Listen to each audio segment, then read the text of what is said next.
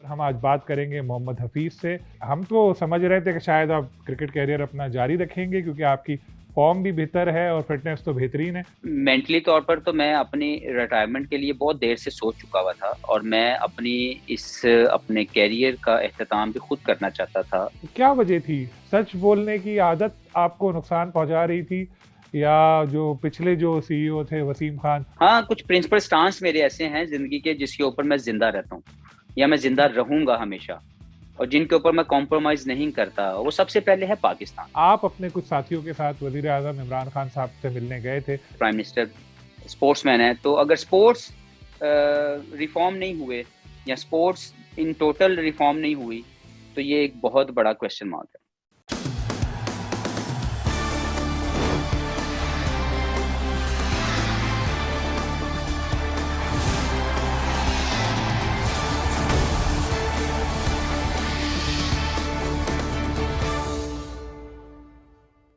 बिस्मिल्लाहिर्रहमानिर्रहीम, अस्सलाम वालेकुम। मैं हूं सलीम खालिक और आप लोग देख रहे हैं प्राइम क्रिकेट कॉर्नर।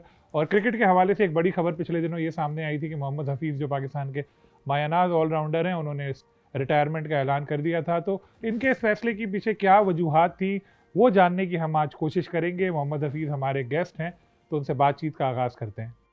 अस्सलाम वालेकुम हफीज़, ये बताइए कि हम तो समझ रहे थे कि शायद आप क्रिकेट कैरियर अपना जारी रखेंगे क्योंकि आपकी फॉर्म भी बेहतर है और फिटनेस तो बेहतरीन है।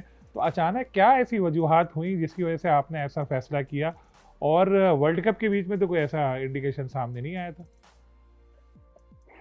जी सलीम भाई, असल में मेंटली तौर पर तो मैं अपनी रिटायरमेंट के लिए बहुत देर से सोच चुका हुआ था और मैं अपने कैरियर का एख्तिताम भी खुद करना चाहता था, with legacy, with pride, with satisfaction.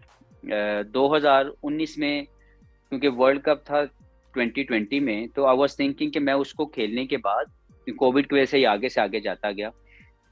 तो मैं चाहता था कि मैं उस वर्ल्ड कप में, क्योंकि मेरी ज़िंदगी की एक ख्वाहिश थी कि वर्ल्ड कप विनिंग स्क्वाड का हिस्सा बन सकूं, और उसी उसी की ड्राइव ने मुझे जो है वो पाकिस्तान के लिए मजीद खेलने के लिए हर दिन पुश किया। और मेरी लालच सिर्फ इतनी थी, जो मेरी ख्वाहिश थी बेसिकली, कि मैं पाकिस्तान के लिए वर्ल्ड कप विनिंग स्क्वाड का हिस्सा बनूं।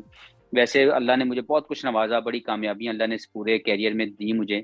तो मैं चाहता था कि एक ये वाला भी एक जो एलिमेंट है वो मेरी कैरियर के अंदर आ सके, लेकिन अनफॉर्चुनेटली वो नहीं हुआ।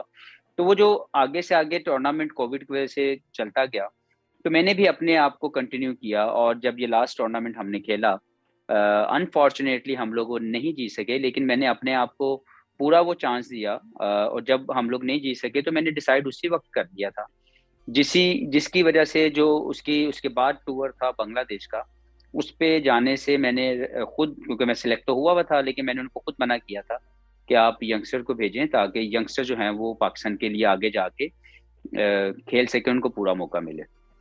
तो माइंडसेट तो मेरा बना हुआ था, लेकिन मैं ये चाहता नहीं था कि मेरे इमोशंस इतने हावी हो जाए मेरे ऊपर कि मैं वो बेहतर परफॉर्मेंस पाकिस्तान के लिए ना दे सकूं किसी भी मैच में। तो इसलिए मैंने वर्ल्ड कप स्टेज के ऊपर इसको फिनिश नहीं किया या अनाउंस नहीं किया।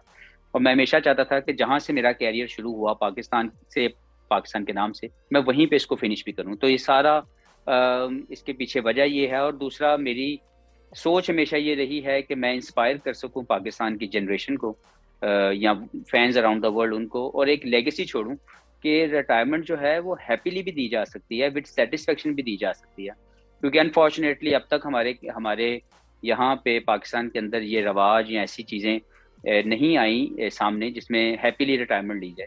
तो इसलिए मैंने वो सारा जो आपने देखा है मेरी रिटायरमेंट के हवाले से जो मेरा सारा तरीकाकार था, वो बेसिकली मेरी एक सोच थी जिसको मैं चाहता था कि मैं एक लेगेसी छोड़ूं अपने क्रिकेटर्स के लिए, कि हैप्पीली एंडिंग जो है वो ज़्यादा बेहतर है, हैप्पी रिटायरमेंट आपके लिए ज़्यादा बेहतर है, ना कि रंज और तकलीफ या blaming others. I am not one of दोस्त। तो इसलिए ये सारा कुछ हुआ।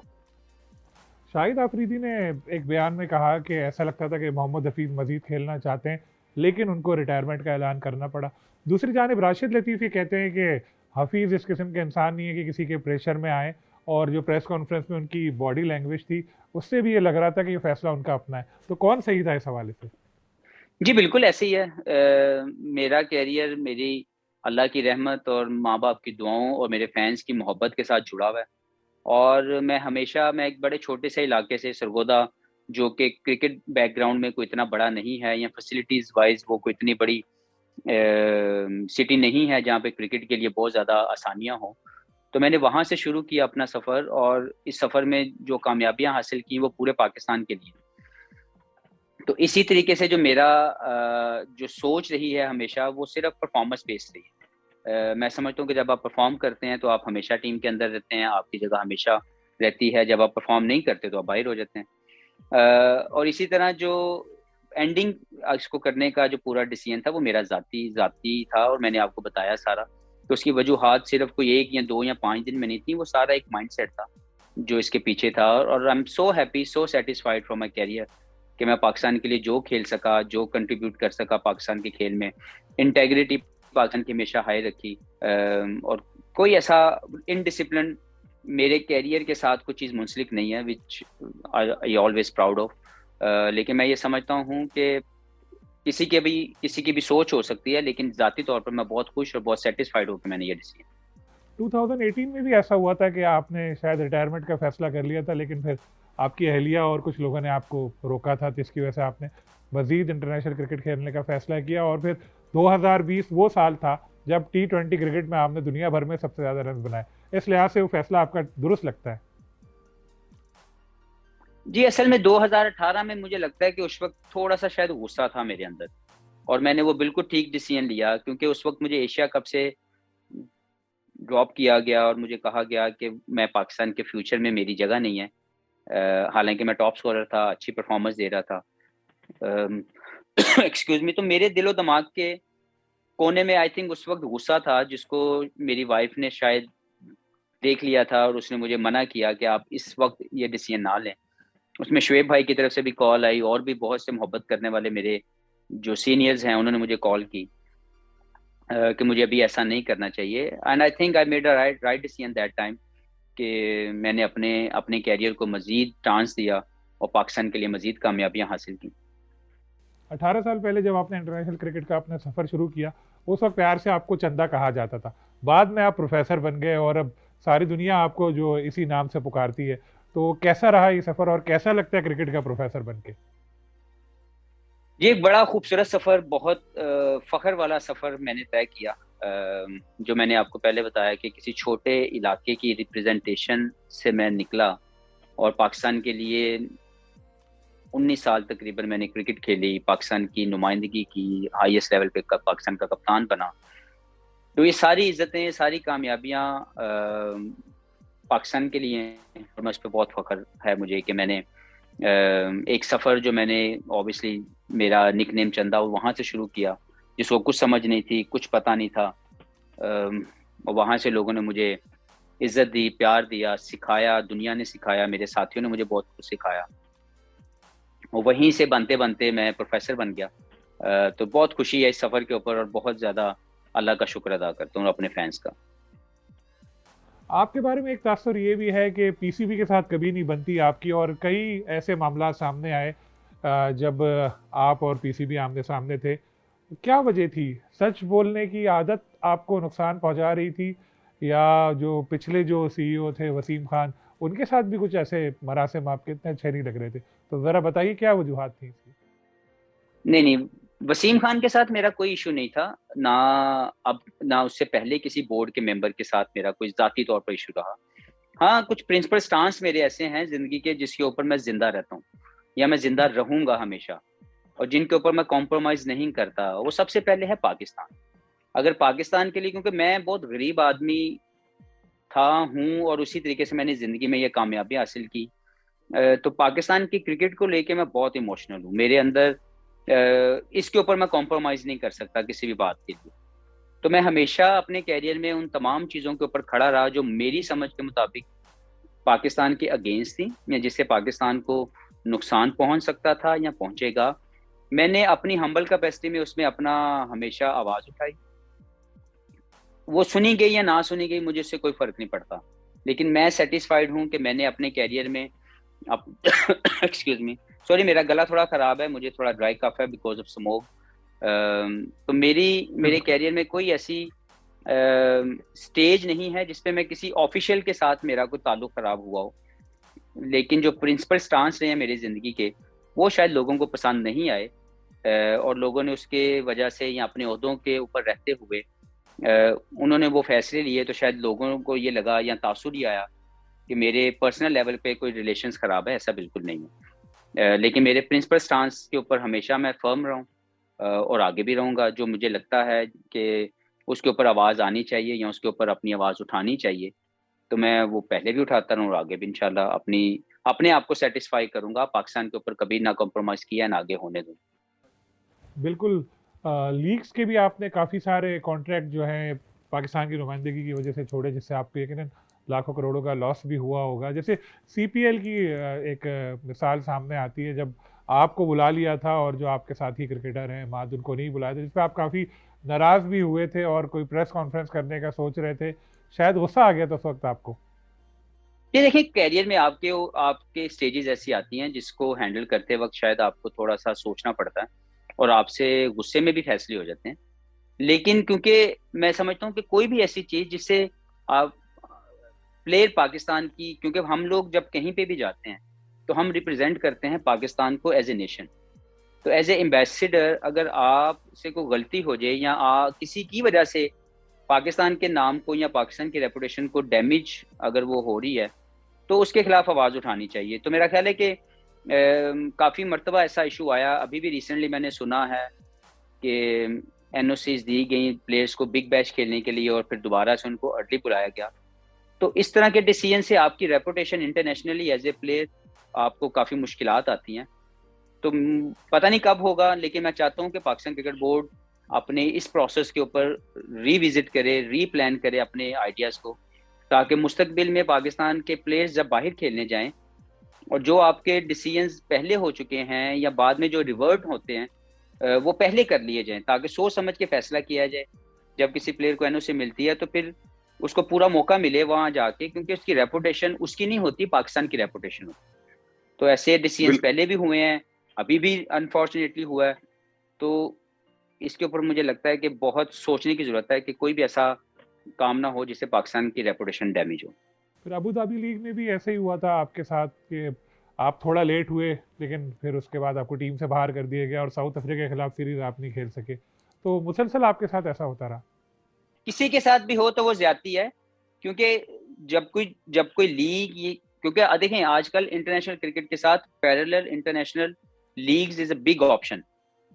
तो आपके रिलेशंस की डेवलपमेंट में भी ये बहुत स्ट्रांगली रोल प्ले कर सकती है कि आपकी आपकी गिवन एनओसी के ऊपर जब आप उसको रिवर्ट करते हैं अपने फैसले को, तो वो डैमेज करते हैं रिलेशंस को। प्लेयर का कोई फर्क नहीं होगा, लेकिन प्लेयर रेपुटेशन भी डैमेज होती है और पाकिस्तान की रेपुटेशन सबसे पहले डैमेज होती है। तो हमें इसको रोकने की जरूरत है, इसके सही फैसला पहले ले लिया जाए ताकि बाद में तकलीफ ना हो। रिटायरमेंट की जो आपने प्रेस कॉन्फ्रेंस की, उस वक्त आपने कहा कि सबसे बड़ा रिग्रेट आपको ये रहा कि जिस वक्त आपने फिक्सर्स के खिलाफ आवाज़ उठाई और उनके साथ ना खेलने का कहा, तो जो बोर्ड के आला हुकाम थे उन्होंने आपको ये कहा कि जी वो तो खेलेंगे, तुमको खेलना है तो खेलो, नहीं तो जाओ। तो कौन थे वो लोग और क्या वाकया हुआ था, ज़रा बताइएगा। नजम सेठी साहब थे उस वक्त, एक्टिंग चेयरमैन थे, या जो भी उनकी अपनी उन्होंने पोजीशन होल्ड की हुई थी। और साथ में जो थे शहरियार खान साहब थे। इन दोनों के साथ मेरी मीटिंग हुई थी। And to me, I still believe, it's shocking to me कि मैं ये नहीं कहता कि मुझसे गलती जिंदगी में नहीं हुई होगी किसी जगह पे कैरियर में, लेकिन मैंने पाकिस्तान के नाम को कभी किसी जगह पे भी कोई ऐसी इनडिसिप्लिन लाइफ मेरे साथ मुंसलिक नहीं हो सकती, इनडिसिप्लिन एक्ट मुंसलिक नहीं है जहाँ से पाकिस्तान की इंटेग्रिटी या पाकिस्तान के नाम को कभी कोई तकलीफ पहुंची हो। तो मैंने जब एक चीज मेरा किसी के साथ, मेरे सारे हम सबको एक जैसा मौका मिलता है, अगर उसमें किसी से गलती हुई है या किसी ने अपने पर्सनल प्लेजर्स की वजह से अगर कोई ऐसा एक्ट किया है, तो उसको दोबारा वो प्राइड नहीं मिलनी चाहिए। मेरा प्रिंसिपल स्टांस है। तो जब मैंने ये बात की तो मुझे ये कहा गया कि जो वो तो खेलेंगे, आपने खेलना है तो आप डिसाइड कर लें, अदरवाइज अगर आप नहीं खेलना चाहते आप ना खेलें। To me that is always shocking. और आई एम श्योर कि पाकिस्तान के जो भी मोहब्बत करने वाला पाकिस्तान से ट्रू पैट्रियट, जब जब उसको ये स्टेटमेंट या ये बात उसको सुनने को मिलेगी, ये उसके लिए भी शॉकिंग ही होगा। उससे पहले भी तो शायद एक बार ऐसा हुआ था जब बांग्लादेश लीग में आपने कहा था कि मैं आमिर के साथ ड्रेसिंग रूम शेयर नहीं करना चाहता। लेकिन उसके बाद फिर मैंने इस सारे मामले को ये सोच के कि मैंने अपना जो जो मैं कर सकता था अपनी हम्बल कैपेसिटी में, क्योंकि मैं कोई डिसीजन मेकर तो हूँ नहीं, तो मैं जो कर सकता था वो मैंने, नॉट अगेंस्ट एनी इंडिविजुअल, वो मेरा भाई है, या रियल लाइफ में मैं उसके लिए हमेशा दुआ गो हूँ कि अल्लाह उसके ज़िंदगी में हमेशा कामयाबियां दें, या जिस किसी से भी ऐसी गलती हुई है और अगर उसको रिग्रेट है और अगर वो माफ़ी मांगता है तो मैं हाजिर हूँ इस मामले के लिए। लेकिन नेशनल प्राइड वापस देना ये बहुत बड़ी ज्यादती है। कभी भी मैं समझता हूँ कि अभी पिछले दिनों में मुझे मुझे बड़ी खुशी हुई थी कि एहसान मानी साहब ने ये बताया कि उन्होंने एक ऐसा शायद बिल है जिसको सेनेट में या किसी जगह पेश किया कि ऐसे कोई भी अगर इंटेग्रिटी को डैमेज करे पाकिस्तान की तो उसको दोबारा रिप्रेजेंटेशन ना मिले। तो मैं बड़ा हैरान हूँ कि उसको अभी तक अप्रूव क्यों नहीं किया गया। वो कौन सी ऐसी ताकतें हैं जो इतने पैट्रियट किस्म का जो जो डिसीजन है उसको लेने में तकलीफ या उसको लेने में वो हिचकिचाहट हो रही है, तो उसको तो बहुत जल्दी अप्रूव होना चाहिए। तो कोई भी अगर पाकिस्तान की इंटेग्रिटी, पाकिस्तान के नाम को अगर बदनाम करता है और उसको उसको गलत तरीके से इस्तेमाल करता है तो उसको दोबारा ये प्राइड नहीं मिलनी चाहिए। तो आई थिंक इसके ऊपर काम होने की जरूरत है और यही मेरा हमेशा प्रिंसिपल स्टांस रहेगा। जिस वक्त सेठी साहब ने और शहरयार साहब ने आपको इतना मतलब ब्लंटली आपको कहा कि जी तुम्हें खेलना है खेलो, वो तो खेलेंगे दूसरे लोग, तुम अपने बारे में सोचो, तो क्या ऐसा नहीं हुआ कि बड़ा आपको गुस्सा आया हो और आपने कहा हो कि यार मैं ही क्रिकेट छोड़ देता हूँ, क्या ज़रूरत है ऐसे माहौल में खेलने की? ये भी डिसीजन आया था, ये भी डिसीजन मेरे जहन में आया था, लेकिन फिर उसके बाद मैंने अपनी फैमिली के साथ बैठ के जब डिसीजन लिया, जिसमें वाइफ मेरे साथ थी और एक दो और मेरे ऑनेस्ट दोस्त मेरे साथ थे, तो मैंने फिर यही राय हमारी सामने आई कि मैं अपनी पॉजिटिव एनर्जी अपने मुल्क के लिए क्यों रोकूं। अनफॉर्चुनेटली अगर ऐसा सिनेरियो क्रिएट किया गया है तो मैं अपनी पॉजिटिव एनर्जी या पॉजिटिव सर्विसेज जो मैं दे सकता हूँ मैं उसको ना रोकूं।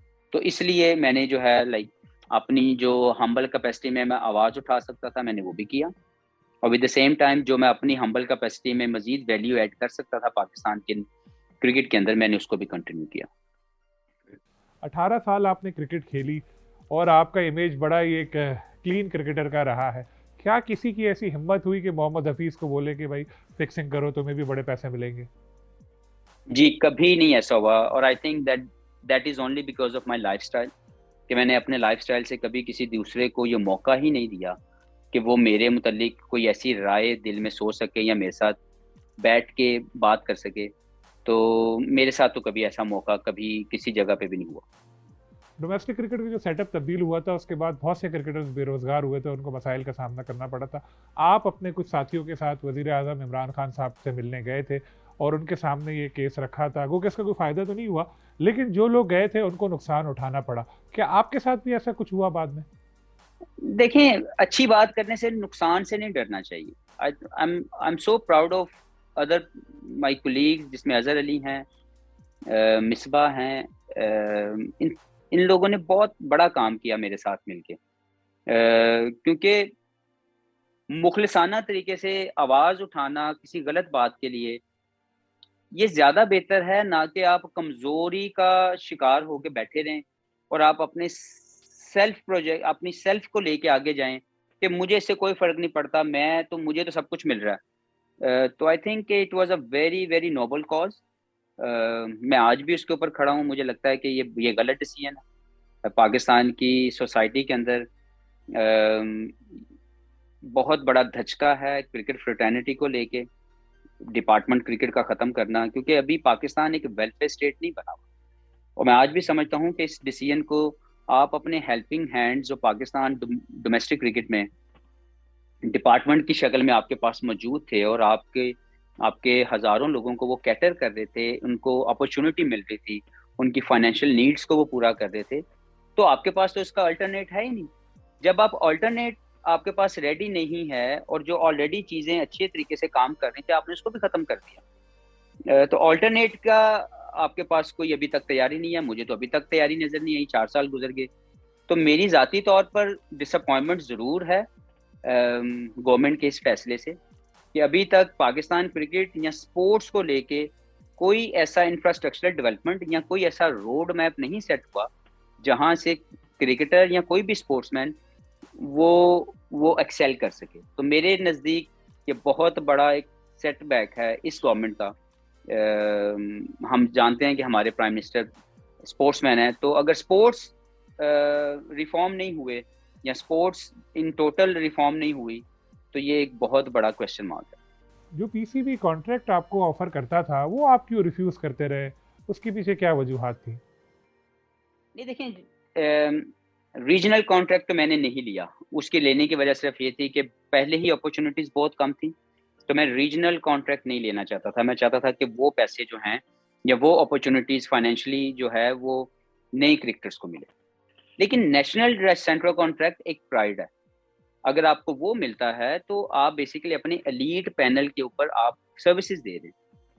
तो मैं उसको ना लेने की वजह सिर्फ ये थी कि जब मुझे ऑफर किया गया, और आप सोचें कि मैं 2 साल पाकिस्तान के लिए 17 साल सर्विसेज देने के बावजूद, तीनों फॉर्मेट के कप्तान रहने के बावजूद मुझे सी कैटेगरी ऑफर किया गया, which was not understandable to मी।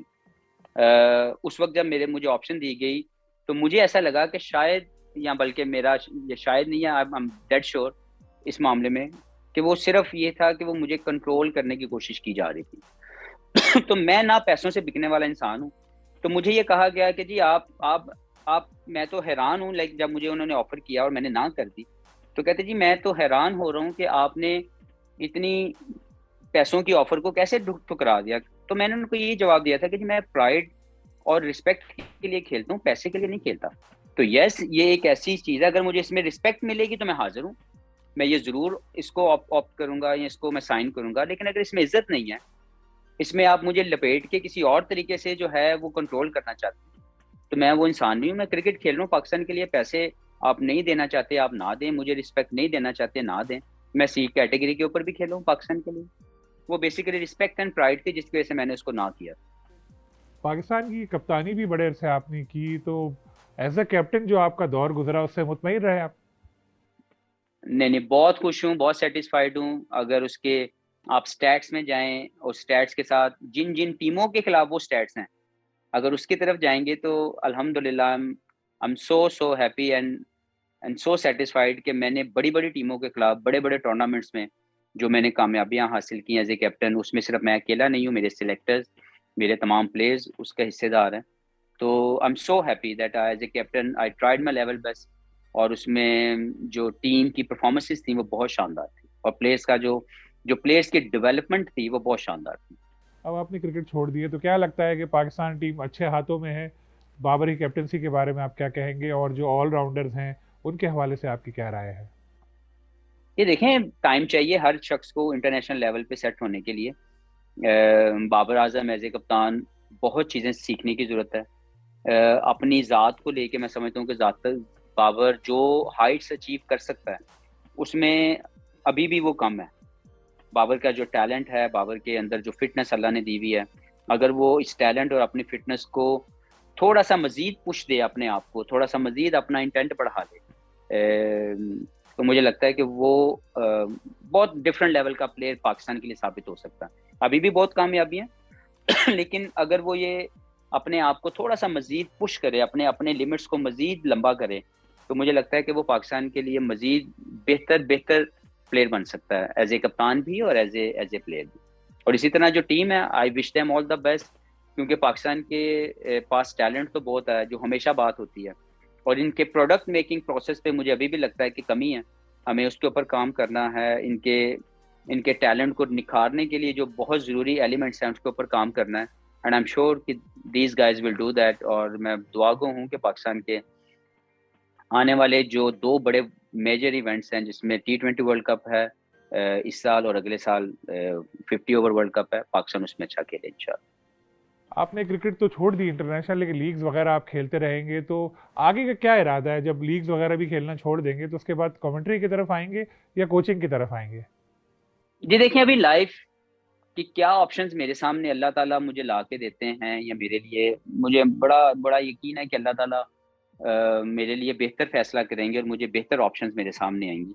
मैं ज़ाती तौर पर पाकिस्तान की सर्विसेज ही करना चाहूँगा मुस्तकबिल में। मैं जॉब सीकर नहीं हूँ, ना मैं जॉब सीकर बन सकता हूँ, और आई हेट जॉब सीकर।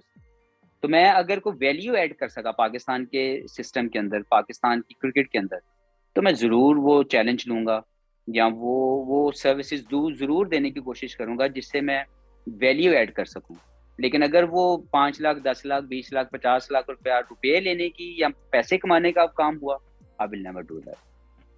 पिछले दिनों ये पावर हिटिंग कोच के हवाले से भी कोई ऐड सामने आया था और पाकिस्तान चाह रहा है कोई अच्छा पावर हिटर पाकिस्तान को मिले जो प्लेयर्स को इस हवाले से जो माहिर बनाए।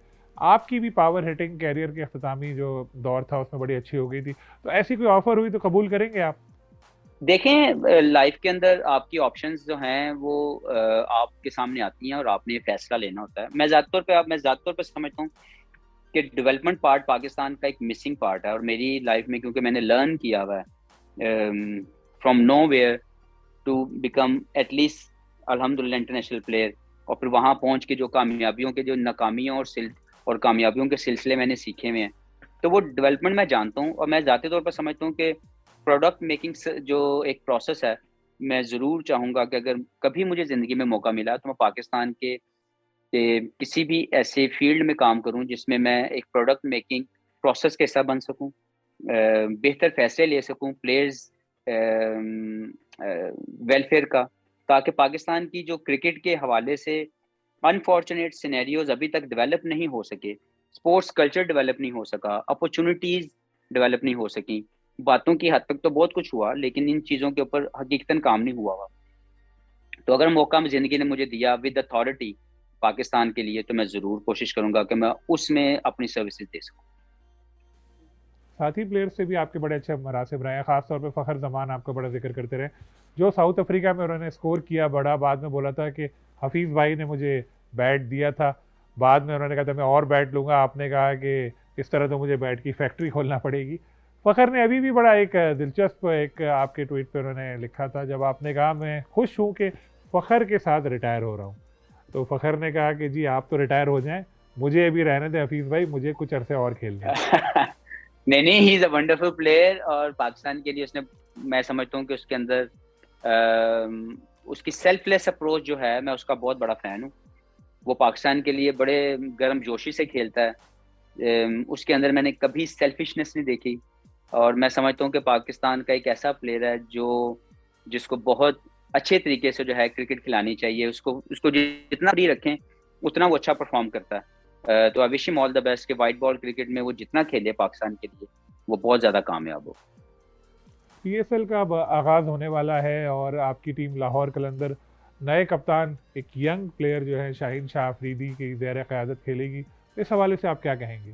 जी, मैं इसके लिए बहुत दुआगो हूँ। मैं पहले भी कह चुका हूँ एक दो जगहों पे, और मेरा ख्याल है कि ये शाहीन के लिए एक बहुत पॉजिटिव अपॉर्चुनिटी है, कि वो अपने कैरियर में जैसे एक्सेल हुआ है, जैसे उसने इंटरनेशनल कैरियर में अपने उसकी ग्रोथ आई है। मैं समझता हूँ कि ये भी एक पॉजिटिव उसके पास अपॉर्चुनिटी है, and I am sure he will do well. तैयारियां तो आपकी टीम की जारी है, मैं देख रहा हूँ सोशल मीडिया पे पोस्ट वगैरह आ रही होती हैं कि प्रैक्टिस कर रहे हैं प्लेयर सारे, तो इस बार क्या लग रहा है लाहौर कलंदर टाइटल जीतेगी? देखें, मैं जीत और हार को तो नहीं इतना अभी मैं कह सकता, क्योंकि तमाम टीमें अच्छी हैं और ये मोमेंटम का गेम है। जो टीम अच्छे मोमेंटम में आती है वो जीत जाती है या वो अच्छा परफॉर्म करती है। तो मैं समझता हूँ कि एज ए टीम एक बैलेंस साइड है, और हमारे तैयारी में हमने पहला फेज जहाँ पे एक वीक के लिए कैंप था वो हमने किया, और दोबारा जो है हम लोग जब कराची इकट्ठे होंगे, तो वहाँ पे हमारे 6-7 दिन होंगे, हमारे पास 5 दिन प्रैक्टिस के। तो आई एम श्योर कि as a team we have a balance side, और हम अच्छी क्रिकेट खेलेंगे इंशाल्लाह ताला। और बाकी जीत और हार, टाइटल जीतना is all about momentum, is all about luck, लेकिन एज ए टीम अगर हम अच्छी क्रिकेट खेलें दैट्स अ मेरी इंपॉर्टेंट पार्ट की जो हम हिट करेंगे। बहुत शुक्रिया मोहम्मद हफीज़, आपने टाइम दिया, आपके मुस्तकबिल के हवाले से नेक तमन्नाएं। ये थी मोहम्मद हफीज़, इनकी बातें आपने सुनी, हमेशा की तरह एक बार फिर बड़े खुल के तमाम उमूर पर उन्होंने इजहार ख्याल किया। बतौर क्रिकेटर अपने जो उनका करियर गुजरा उससे मुकम्मल मुतमईन है, उनको कोई भी ऐसा रिग्रेट नहीं रहा। साथ उनका ये कहना था कि अभी तो वो खेल रहे हैं लीग्स वगैरह, बाद में सोचेंगे कि कमेंटेटर बनना है या फिर कोचिंग की तरफ आना है, लेकिन उन्होंने ये भी कहा है वो जॉब सीकर नहीं है कि कुछ लाख रुपए देकर उनको अपने साथ कर लिया जाए तो वो खामोश होकर बैठ जाएंगे। वो चाहेंगे कि क्रिकेट की बेहतरी के लिए कुछ करें। मुल्क में जो इस वक्त स्पोर्ट्स के हालात हैं उससे भी हफीज़ इतने ज़्यादा खुश नज़र नहीं आए।